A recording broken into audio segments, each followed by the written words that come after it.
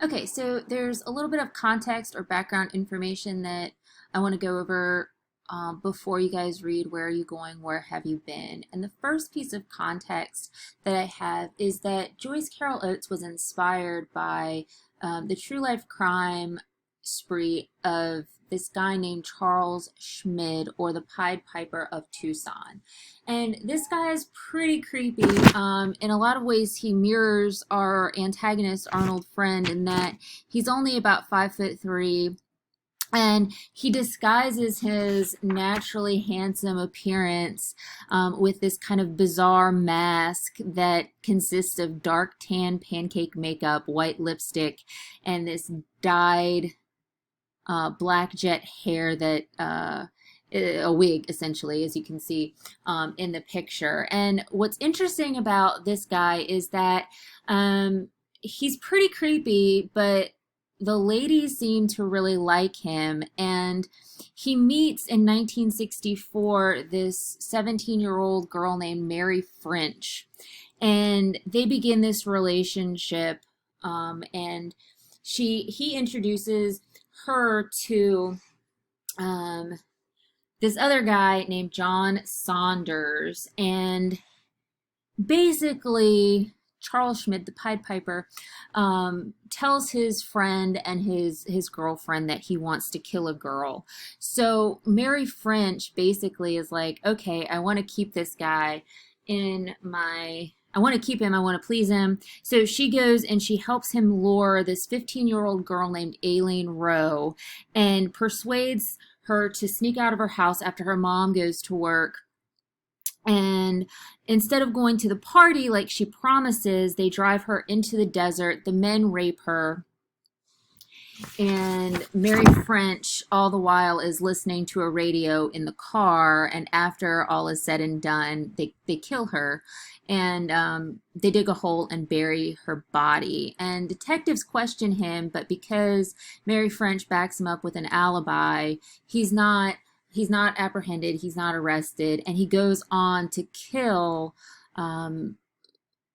three more people, and they're all young women. And there's speculation that there are some cold cases that could be linked to him. But nevertheless, he is convicted in the mid 1960s, 1966, I believe, and he's found guilty of these murders and he's sentenced to death. But it's kind of interesting if you want to look at him a little bit more. He escapes prison several times, but he essentially is the inspiration of Arnold Friend. And I am guessing that the girlfriend and the friend kind of mirror Ellie, the guy, Arnold's friend, no pun intended, in the car, who's listening to the radio. So we have the Pied Piper of Tucson, but I think it also harkens back to a fairy tale. I said you'll find out that there's some speculation that this story is essentially kind of a retelling of a modern fairy tale. And the Pied Piper of Hamelin is a German fairy tale that I don't know if you guys are familiar with it or not, but essentially, kind of a little plot summary. The town of Hamelin is infested with this rat problem. So this piper, dressed in a multicolored or pied-colored clothing, appears and promises that he'll get rid of the rat problem if he's paid a certain amount of money. And the mayor and the town people agree that, once you get rid of all these rats, will gladly pay you. So he lures the rats down to the river where they all drowned through this piper. He's playing music to get the rats to follow him. But instead of paying up, the mayor says, no, I'm not going to give you the money. Thanks anyways. So naturally, this irritates the Pied Piper. And he comes back to town, and instead of luring rats, he leads all of the children through music out of the town where they are never seen again. So again, there's some influences of this in our story, in that Arnold lures Connie and she's never seen again, presumably.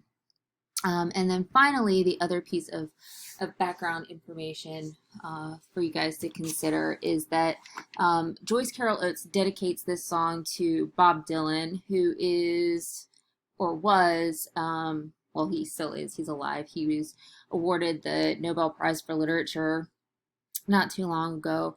Anyways, he is a singer-songwriter. If you're not familiar with him, he wrote Hey Mr. Tambourine Man, um, and anyways, I'm not going to go off on a tangent on all of that. But Bob Dylan, he was a very influential person in the 1960s, and Joyce Carol Oates, she says it better than I can. I have a video for you guys to watch. It's like 2 minutes of saying why she dedicates this song to Bob Dylan, and the song.